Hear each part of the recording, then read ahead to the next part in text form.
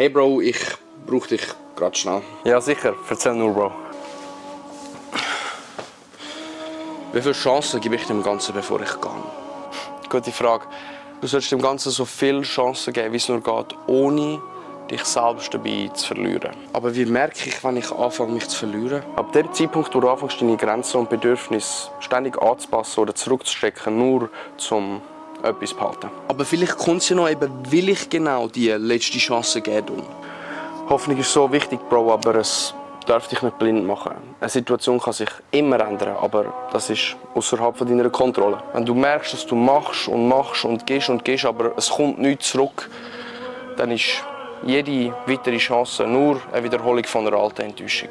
Du meinst also, irgendwann muss ich einen Strich ziehen? Genau das, Bro. Ein Strich, damit du dich nicht mehr verkrampfen tust auf das, was vor dir liegt.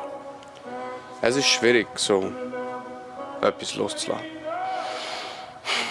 Du hast absolut recht. Was, wenn ich nie mehr zu so etwas komme? Bro, wenn ich das Ganze wirklich glücklich machen würde, würdest du dann jetzt mit mir da sitzen und darüber diskutieren, wie du vorgehen sollst?